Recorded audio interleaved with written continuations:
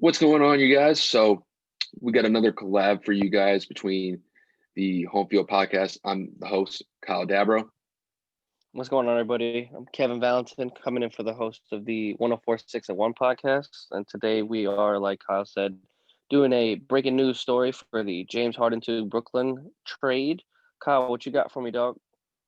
All right, so I'm just going to pull up the trade as it stands right now. So obviously, if you guys haven't heard, James Harden has now become a Brooklyn Net after there was a three-team trade that included the Brooklyn Nets, the Houston Rockets, and the Cleveland Cavaliers. So as it stands, Brooklyn acquires James Harden, Karis LeVert, Dante Exum, Rodonius, I probably screwed up his name, Rodonius Kirix, 4 first-round picks, and a couple pick swaps. They go to the Rockets, and then the trade finishes up with Jarrett Allen and Taurean Prince going to the Cavs.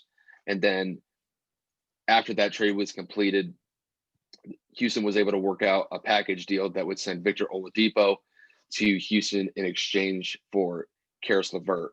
So that is where the trade stands right now. It's already finalized, should be ready to go, and all the teams are now set with the players from this trade. So, Kev, let me get your reaction or your response to this trade overall. Uh, I would say it was expected, but not expected this quickly. I would say it was madness, with Woj constantly reporting in the last 48 hours of, trade talks heating up, suitors continuing to, make applications, so to speak, to get Houston to entice them to send James over to their team. For the longest, I genuinely thought it was going to be James going to Philly because of the relationship with the former GM over there now in Philly, in Daryl Moore, right? That's his name. Yeah, Daryl Morey. He's now the president of basketball operations with the Sixers. For the longest, I definitely thought that was going to happen, and then the escapade with Kyrie and Kyrie being himself, like we talked about yesterday with Tyree.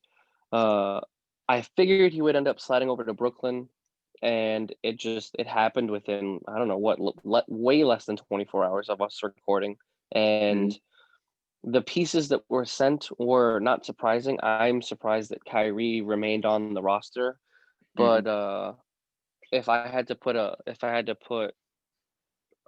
grade on it, I don't really know yet. It really depends. I mean, there were a lot of pieces given up. There were a lot of picks given up. It's like we talked about a couple months ago. The NBA, for whatever reason, is giving up first round picks like it's underwear. Yep. But it's I would have to say Houston wins this trade solely basically because they got Victor Oladipo on that squad, and John Wall and DeMarcus Cousins and Christian Woods, who's coming out, and they got rid of a cancer on the team. I mean, John Wall said in an interview last night, straight up, he was like, if you don't want to buy in, I don't know what's going on. We're 9 games in. It seemed like the two of them were subliminally messaging each other kind of like through their interviews. So to me, I genuinely think Houston wins the trade. We can get into further details a little bit later, but I got to know what you're thinking, man, because I know this threw me for a whole ass loop today. Well, I'll tell you this. So I was watching the game last night between Houston and the Lakers, and I could pretty much tell from the get-go, because I mean it happened within the first quarter. The Lakers were up by like 20 points at the end of the first quarter. And I mean, LeBron was on fire, KCP was on fire, and it just seemed like pretty much the Lakers were just knocking down shots left and right. And it just seems like Houston was just so out of sorts. Even James Harden, I don't even remember his point total from last night, but I mean, he was pretty much done by the middle part of the third quarter. I don't remember seeing him on the court at any point during the fourth quarter. Just it seemed like the players on Houston already knew where James's head was, where his mindset was. It was not on the court, because I think at that point he had pretty much just concluded that, you know what, it's not going to work out here, and it's time for me to get out of here. And then he pretty much that thought was essentially confirmed during the post game press conference, where he pretty much wrapped up that press conference fairly quickly. And like the sense that I got from that conference was that he was essentially saying like his little goodbye speech to Houston, because I mean, he basically said, like, I've done everything that I can for the city, for this team, but he was basically saying it's not going to work out anymore for me here. And to kind of like piggyback off of your point, I was really surprised that Houston was able to work out this trade really quickly. They had been trying to get that trade somewhat set in stone probably before the season because they knew that Harden was not participating in the training camps before or the practices before the season started. So they had probably already had something kind of set already, but they were finally able to iron out the details with Brooklyn and then Cleveland as a third team as well. I mean, just looking at the trade itself, I like what Houston picks up here. Like you said, they get rid of the cancer in the locker room with Harden. Now Brooklyn has to potentially deal with his antics moving forward for the rest of the season and then potentially even beyond this season. Um, just the picks here that Houston gets. I mean, first 4 round picks. I mean, that's a crazy amount of picks, and I just think that Houston overall is going to be just fine with this. Now, it is going to be interesting to see how Houston moves forward with all these players who are very injury prone because DeMarcus Cousins has already had a torn ACL, had a torn Achilles. He cannot jump like he used to. He just does not have the same explosion like he used to when he was with Sacramento. And then obviously look at John Wall. John Wall has had knee issues pretty much the last 2 seasons. That's basically taken 2 years away from his career. And then you add Victor Oladipo with that package deal from Indiana.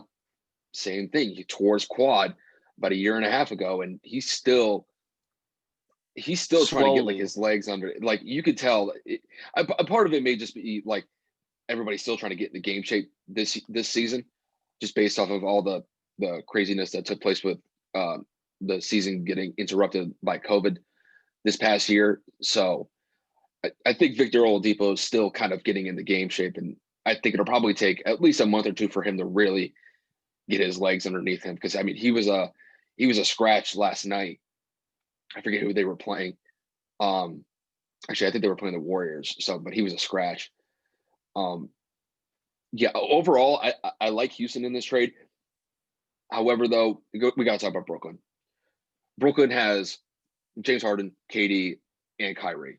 I mean, those 3 players by themselves. I mean, they're all superstars in their own right, and they're all going to be Hall of Famers. They all have the stats to prove it. Obviously, Kyrie and KD have the championship cachet attached to them, so they know what it takes to win championships. James still hasn't been able to get one, but I think with this trade, though, it really does set up Brooklyn extremely nicely for pretty much going to the finals this year.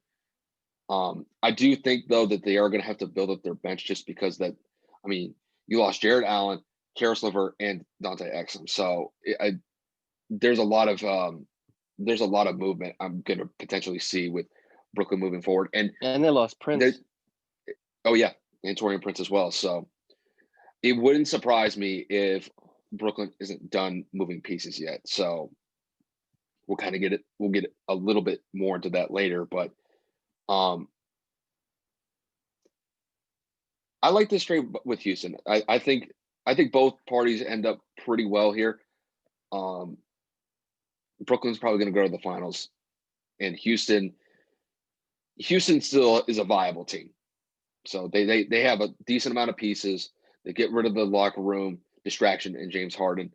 And I think just for Houston's sake, now they just focus on basketball. Now Silas can actually run the team without constantly answering questions about James Harden's antics on and off the court. So I'll tell you this, though, and this is just kind of like my perspective on it. You got to feel for the strippers in Houston because they are just not going to have the same. Losing James Harden, those strippers are going to be hurting in Houston just because I don't think that any of the players are that big in the strip clubs. Source of income. Yeah, but I'll tell you this, though. Brooklyn is picking up a solid dude who's going to hit the strip clubs pretty much every weekend. Also, pretty much any restaurant in Brooklyn needs to probably start offering all-you-can-eat deals for James Harden just because I saw him in warm-ups last night, and dude, he was looking like Eddie Lacy out there. And even one of the commentators that was doing the pregame, he said he said James Harden definitely had a pregame meal before coming Meal into the game. before, yeah, that Yeah, was I'm funny. just like, I remember the one guy like in the background, he was laughing. He was saying, "Dude, chill out, like chill out, like you can't be saying that." But I mean, it's true that Harden it just looks out of he looks so out of shape right now. I mean, he's gonna have to probably lose 10 to 15 pounds. Um, If he wants to let's compete, yeah, and keep up. but let me ask you. So moving forward for the rest of the year, um, which team do you think between Houston and Brooklyn is going to make out better? So, like I stated, in terms of winning the trade, I stand by what I said with Houston. Now, in terms of season productivity and who goes farther, uh, unfortunately, you have to lean towards the three superstars, the three-headed monster that has just formed in Brooklyn. Now, my counter to that is will Kyrie continue to remain a cancer because you just traded for another cancer. Now Hmm. James and KD haven't played together in what, 8 years? It's been at least 7 8 years, so it's Yeah, that. so Go they ahead. have their chemistry to reorganize, and the longer Kyrie stays away, the more games that James and Kevin play, the more repertoire those two are going to create, the more chemistry they're going to formulate. If Kyrie kind of trickles his way back into it too late, I feel like he'll be the third wheel, the third option. In my opinion, he's already the third option. You have two of the best, if not the two best scorers, pure scorers in the NBA on the same team right now. The Mhm. only negative, like every analyst has said, um, who's going to take the last shot? KD's already proven he could be selfless in his experience in Golden State. So Mhm. I don't know if that's going to be the same now that he's won his championships. So I don't know if he's going to want to be greedy. If Kyrie comes back, is he going to be able to accept the third fiddle role? I don't know. On paper, I got to pick Brooklyn because Brooklyn has the three of those players.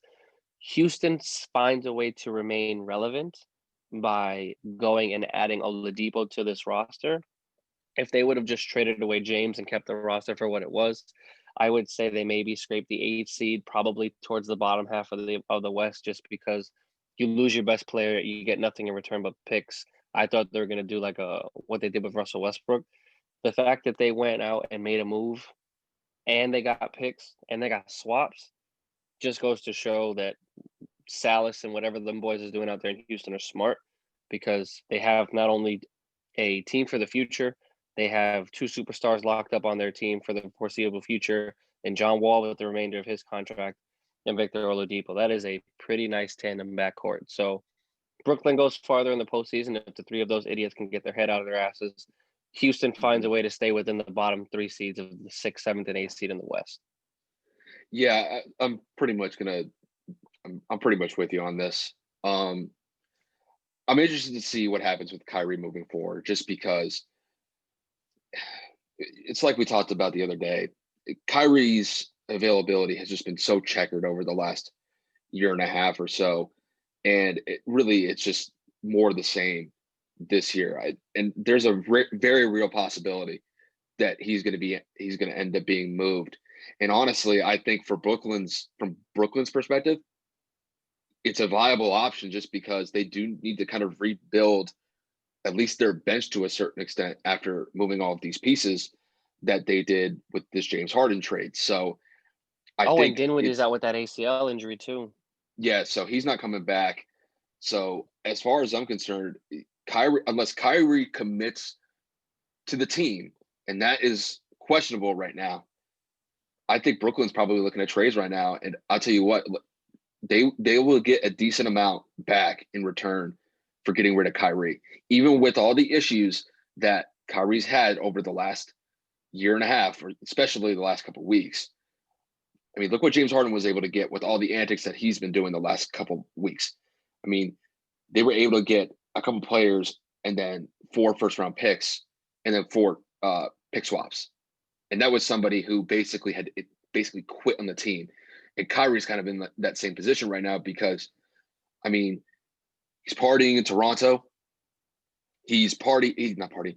He's doing Zoom calls with people that are working on social justice initiatives right now. So basketball isn't really even a priority for Kyrie as far as I'm concerned. That's just kind of how it appears. Until I actually see him back on the court producing in a major way for the Nets, it's going to be I just don't see Kyrie staying on that team that much longer, just because he's not committed to the team. And I'll tell you what, it's disrespectful to the players. It's disrespectful to management, because they signed that guy to a max contract. He's locked up for 4 years, and he is not living up any way, shape, or form to that contract that they gave him. So as far as I'm concerned, Brooklyn has to kind of give him an ultimatum saying, dude, are you in or are you out? You know, we'll give you some leniency to kind of make a decision, but we're going to need an answer sooner rather than later, because he's going to miss all the games this week. I'd be shocked if he actually comes back next week, just because it's been 2 straight weeks of him not playing with Brooklyn. So that and the fact that he was out partying, so he has a minimum of, I think the NBA's protocol is 5 to 7 days straight of testing negative. So yeah, so we're looking at a minimum of 2 weeks if he gets his head out of his ass tomorrow. Yeah, so and I just it's Kyrie, and Kyrie is just, I feel like Kyrie is like, how do I say this? Kyrie is one of those people that I really think that he thinks that he's smarter than everybody else. And yeah, like Tyrese said yesterday. But because of that, like, he doesn't understand why people don't understand him. And I think, like, in large part, you saw that in the beginning of the year when he was talking to the media the way that he was. He's calling them, remember, he called them pawns. So it's just, Kyrie's kind of in his own head right now. I don't see him changing his ways anytime soon. I even saw a report today that his relationship with KD has been kind of distant the last few weeks. So whether that's true or not, we'll see. But things are very shaky with Kyrie in Brooklyn right now, and it would not shock me if they move him sooner rather than later if he can't commit to that team moving forward. Yeah. Last take on Kyrie. He's got 2 years remaining on his contract, not including the remainder of this season. Brooklyn obviously owes him pretty much the majority of the rest of that contract. So whoever wants to take on that contract to not only take on a massive hit to your cap and a head case in the locker room and a distraction throughout the entire season, because you don't know if he's going to commit to the team he gets traded to. It's a hoopla.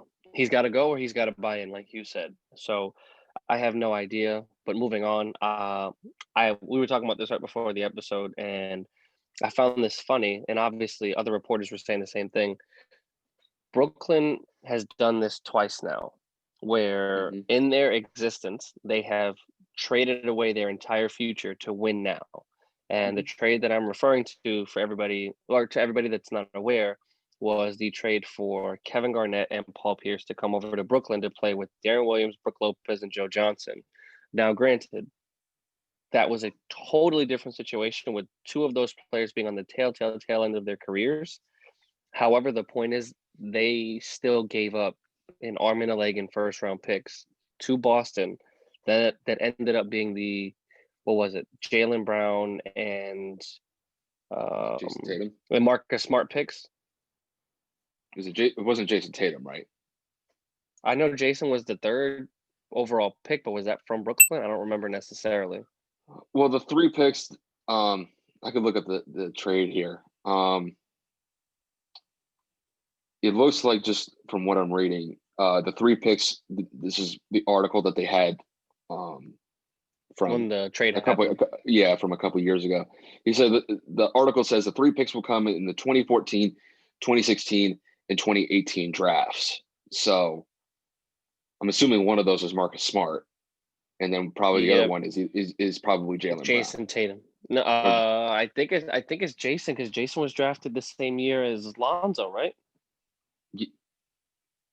Yes, yeah, because I remember people were thinking whether or not the Lakers should take Lonzo Ball or Jason Tatum with the second pick, and they ended up taking Lonzo.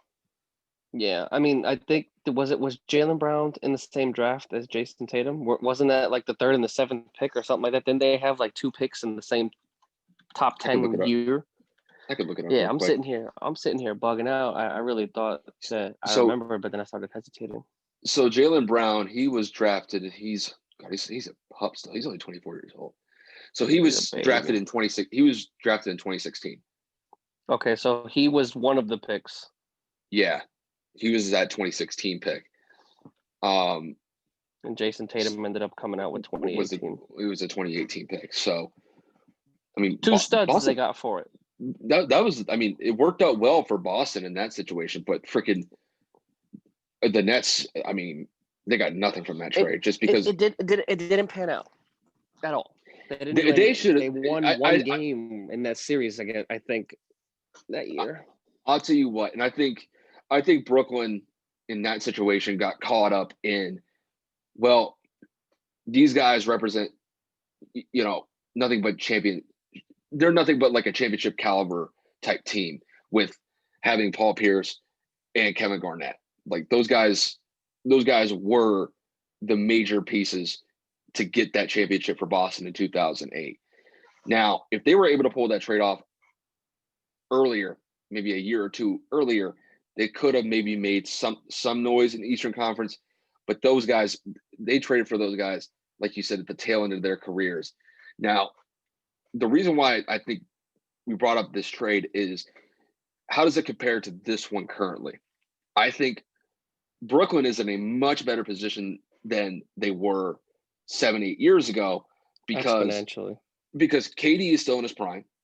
You got Kyrie, whether he stays or not, still in the prime of his career. And James Harden is one of the most productive players in the NBA and arguably the best offensive force in the league, just based off of the production that he was able to get when Mike D'Antoni was a coach in Houston.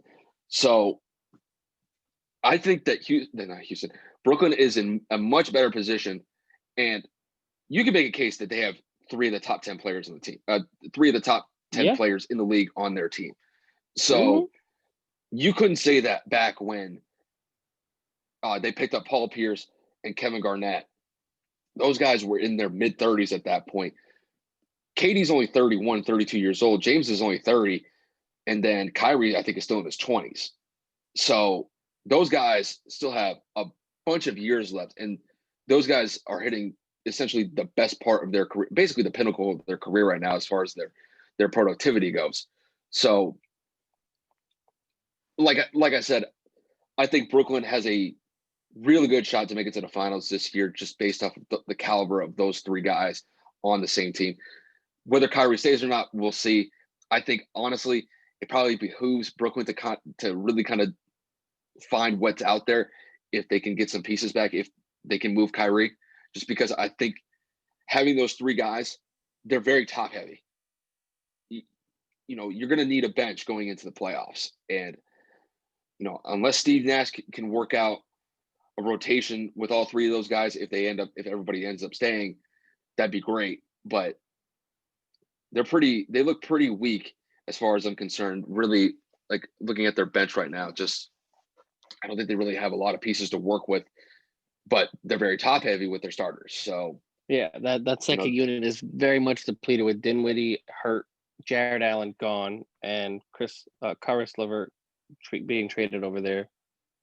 So so it's but you go ahead.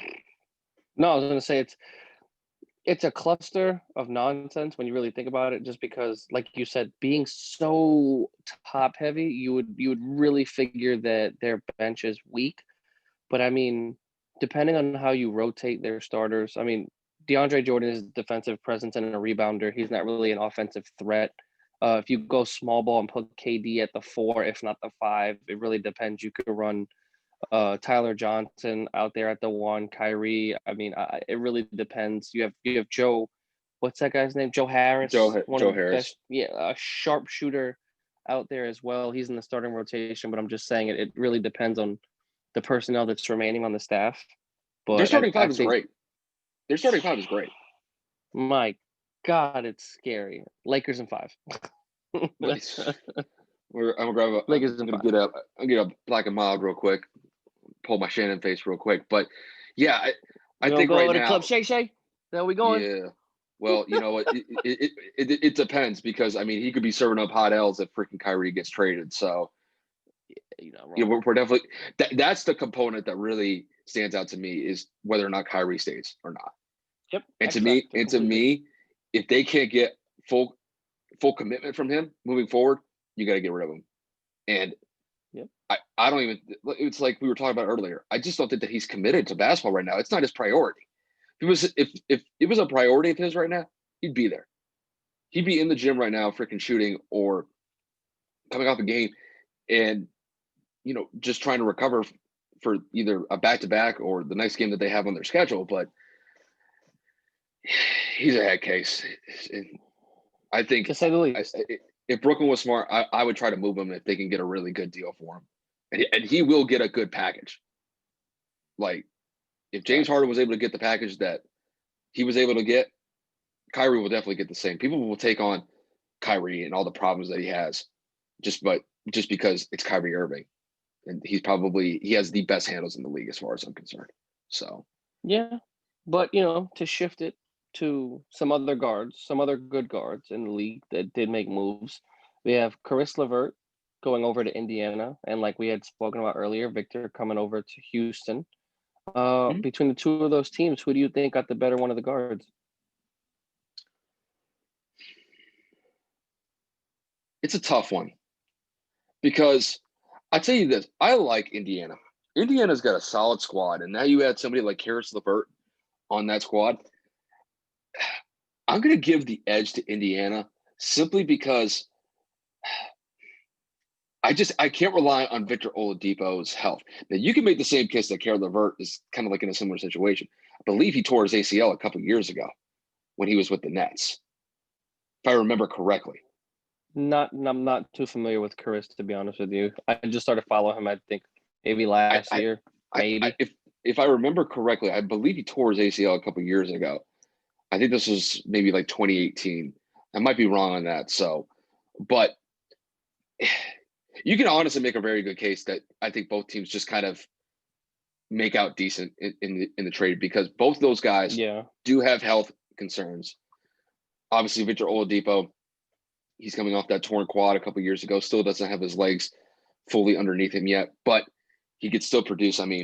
Just looking at his stats, even before he got hurt, he was still averaging a solid points per game average with Indiana.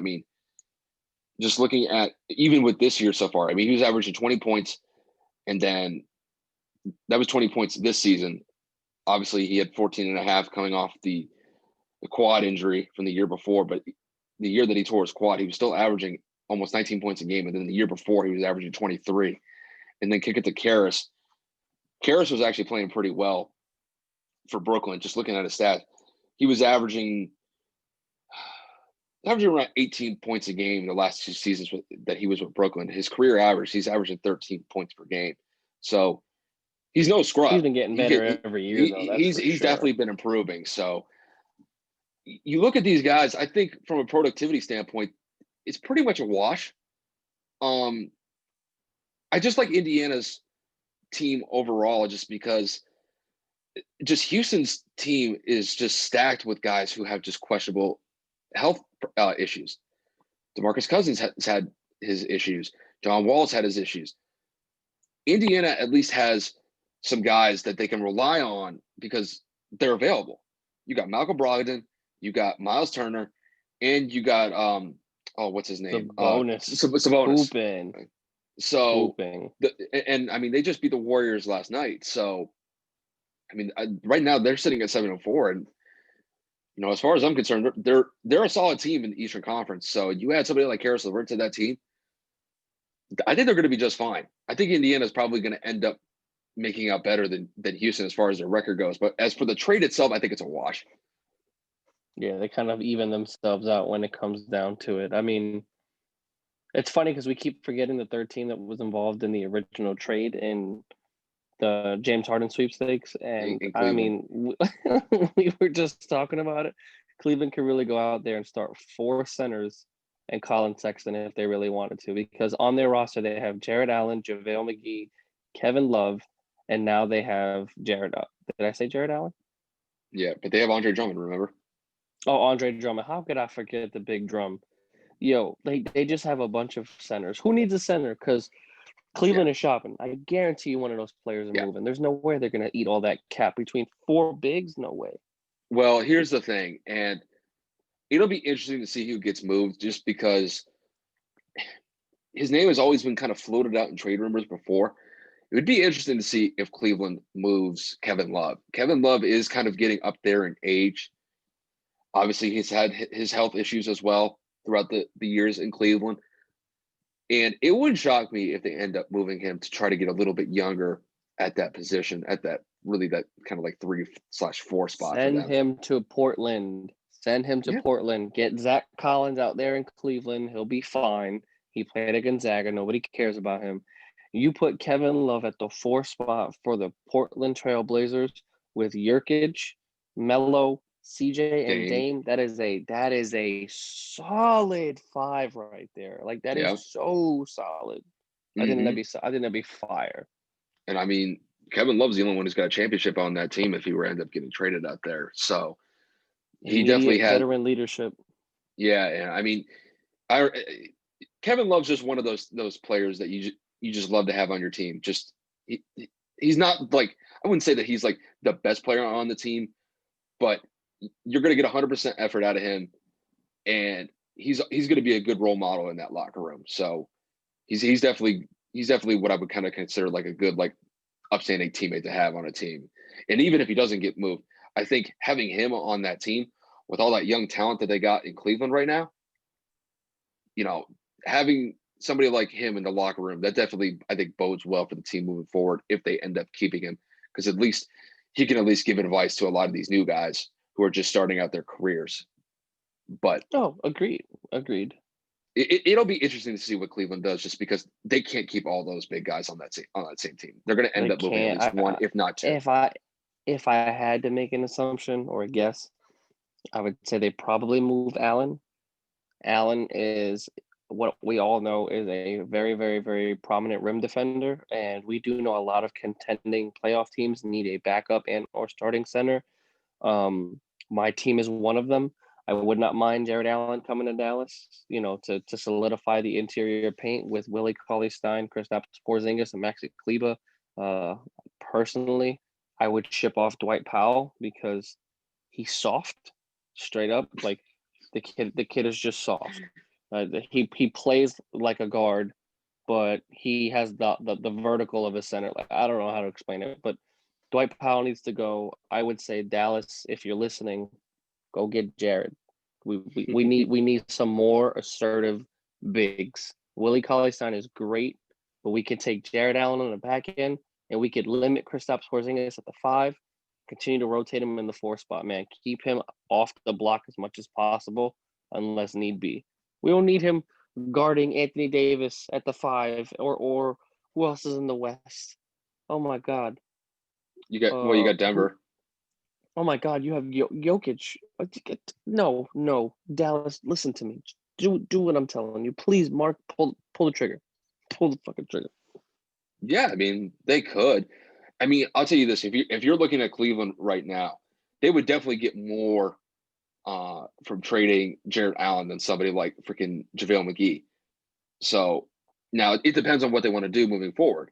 If they want to keep Allen and somebody that they could possibly add to the roster, they could definitely keep Jared Allen, and they could ship freaking JaVale McGee, but they're not going to get anything back for him. So I think JaVale McGee is probably one of those people you waive.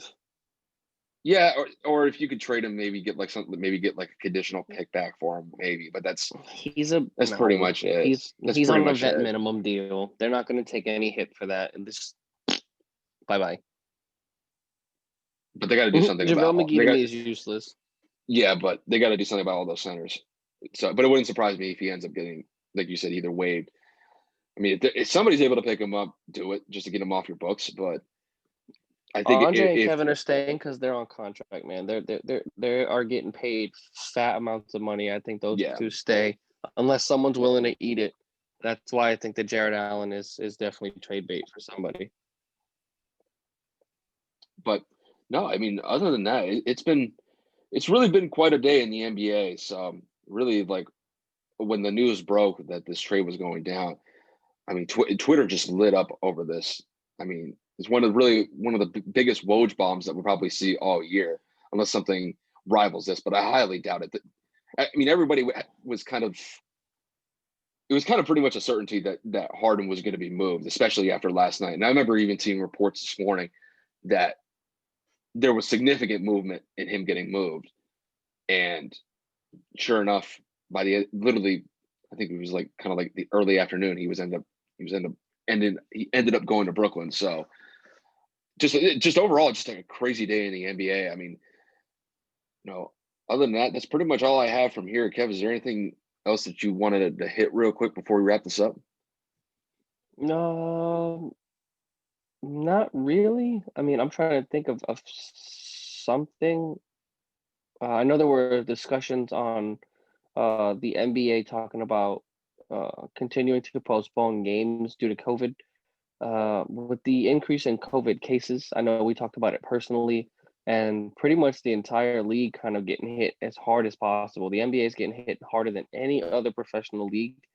Do you think we maybe, I don't know, put a pause on it for like a week or two, something? Because Joe, some of these teams don't have enough people, even with G League teams, to make a roster. Like Dallas had to postpone a game a few days ago because we didn't have enough on the roster because a player that played tested positive the next day or right after the game. Like Hmm. that's the negative with COVID.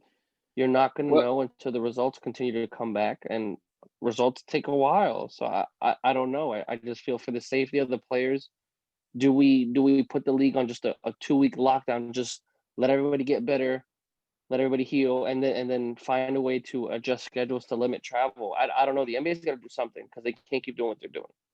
well, it depends on what you mean by player safety, because if you're talking about James Harden, I don't think he gives 2 cents about what player safety is because he's spending most of his time in the club anyway. So Yeah, you ain't wrong.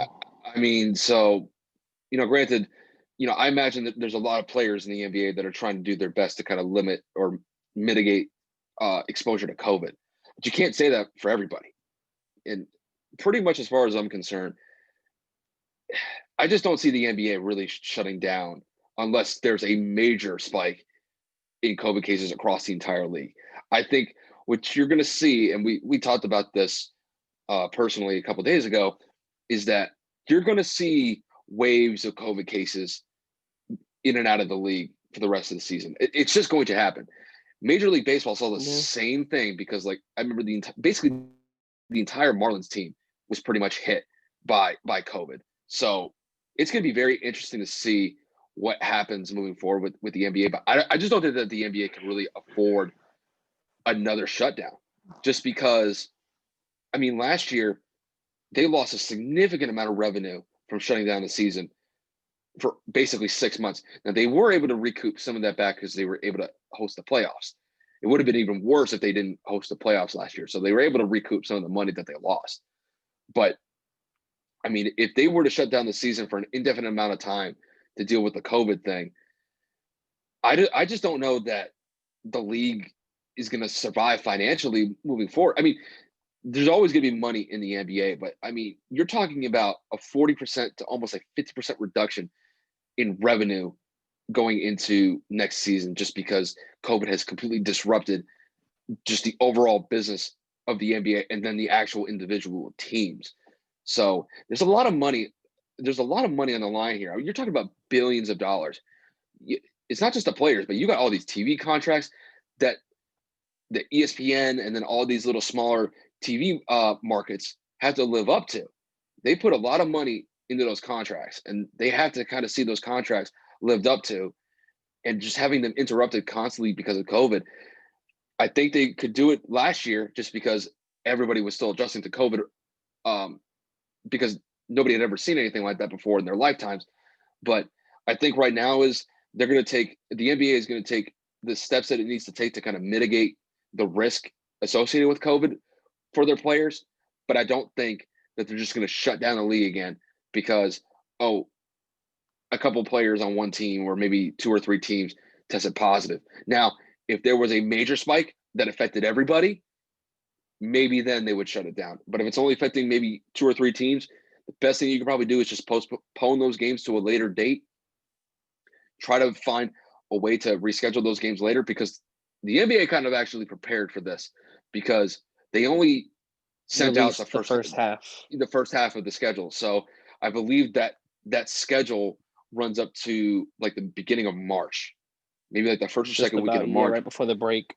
So they're going to have to kind of figure things out to see what the second half is going to bring, because right now there's really only 36 games on the slate for all of these teams.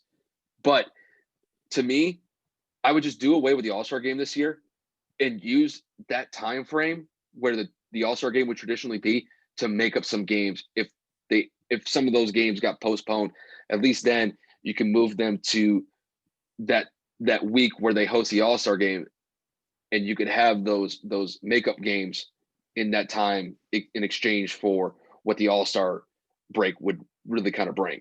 So yeah, because remember, we still got to sense. play the second half of the season. So Facts. I feel like it really is it's really crucial for the NBA to get back on schedule. And they really want to try to get this season wrapped up before the Olympics. I think they're really trying to push for that. And then they could start the 2021-2022 season on time. I really think that's what they're trying to do right now. And I don't think that they can afford stopping the season, because that would mean that the season could potentially run into the Olympics, and then it would screw up the beginning of the 2021-2022 season. And I just think unless there's a major spike in cases that affects every single team, they are not going to shut down the league again. I don't see that happening. I understand the safety for the players, but I think the NBA has a decent plan set in place. They're going to deal with the risks as best they can with COVID, but unless there's like a dire situation where every team is affected by this, they're not going to shut down the league again. I just do not see that happening. It would really shock me if they did, though. Fair enough. I mean, good points to all of it. The revenue and the business. I know we're not going to get into it right now because, this is going to be a short episode, but I know there were talks about potentially expanding to 2 more NBA teams to substitute and increase revenue once again in certain cities. But, there's no fruition or fluidity or validity. Validity. Validity. Shit. There's no validity behind those rumors, and there's no actual substantial evidence to support those theories. So, I mean, if it does happen, I'm a big fan of bringing the Supersonics back. That's just what I my was just going to say. opinion. If you want to open up another team in another state, another city, I'm here for it. I don't give a shit. But, I know that was just something circulating around the league, and, rumor mills around the world saying, oh, well, the NBA might bring 2 teams into it. So that's my thought on substituting for revenue in the future if they do lose a lot this year. I mean, you could bring the team like you could put Seattle in the mix. You could put Las Vegas in the mix. Vegas would be fire. Vegas would be cool. I mean, they already have one in Sacramento. They already have one in San Francisco. Yeah, the big states already have them. Put it in Vegas. Yeah, Vegas just added a football team. I think adding a basketball team would be great. They just added a hockey team too. So Vegas will be stupid bread, bro. Yeah, oh man, that's a fire point, Kyle. Good shit. Vegas will be great. I mean, 3 they already new added franchise expansion teams in what, probably 5-6 years. Get out of here, bro. Vegas would be overloaded. Yeah. So, but the thing is, it'd be interesting to see how something like that would come to fruition, because obviously, you just can't start a brand new team with young new guys. Obviously, there's going to be some players that are going to be moved from some of the teams to kind of help Vegas get started. So that's what they did with the Vegas Golden Knights. They kind of did like almost like a little draft where players from certain teams across, where players from essentially the entire league, maybe like one player from one team or 2 players from another team, they were drafted to Vegas, and then Vegas ended up fielding the team that they had, really just based off of players that were on other rosters at the time. So That way they weren't starting behind the eight ball. And that's what they would probably do the same thing with a team like in Vegas or a team in Seattle. They would do something similar to that if that's what they wanted to do down the road. But it's a cool rumor. I'd love to see it happen, but I don't think that it's going to happen anytime soon. You got, Absolutely not. No. and you have to find people that are willing to invest that amount of capital into starting a basketball team. So, and something like that is not easy. So, but who knows? In a couple of years, LeBron might retire, and then he could start owning his own franchise if he wanted to. So, I know that's something that he's definitely floated around in the past before. And if the timing's right and they can find a certain amount of investors to pitch in and get that team started wherever it may be, that's something that LeBron could consider. That'd be fine. Would not surprise me. Would not surprise me in any way, shape, or form. Wouldn't surprise me at all. But other than that, Big Dog pretty much wraps it up for us today, don't you think? I think so. So, pretty much this was just based off of the breaking news that we saw with the James Harden trade. Obviously, we wanted you guys to get our own takes. Obviously, Kev has his own podcast with the 104SixAnd1 podcast. I have mine with the Home Field podcast. Eventually, some point down the road, there's a very high likelihood that we will probably conjoin both of our podcasts together. More than likely, it'll be probably this year at some point. We'll just have to iron out the details, figure out, what the name's going to be, what the logo might be, how we're going to be able to set this up. But you guys will definitely be expecting more content from us moving forward. And until that time where we can join the podcast, it's just going to kind of be like these collaborations here and there between me and Kev, and then maybe some guests here and there on our own podcast. But don't be surprised at least by the end of the year if Kev and I have our podcast can join together under a new name and probably with a new logo as well. So that's definitely something to pay attention to moving forward. With that said, that wraps it up on my end. Kev, it's all you. Hey man, if the collaboration and the conjoined podcast idea works, my people got to get with your people. We got to fizzle out the what do people say? You got to iron out all the details and whatnot. Yep. So I mean, Yep. I'm down. The audience seems to really gravitate towards whenever we combine our podcasts. So I mean, why not give them what they want? If you have any ideas, I know Kyle's got the YouTube. Write down some comments for 104SixAnd1 and the Home Field podcast. Send us logos, send us designs. We'll listen to them. You know what I'm saying? Like, we are two open-minded people. Obviously, be a little respectful. Don't be crazy. But I mean, like I said, drop ideas down in the comment section on Kyle's page, and we will definitely look at them. For sure, man. With that said, you guys, that'll wrap this up. Appreciate you guys tuning in. And with that said, take it easy, you guys.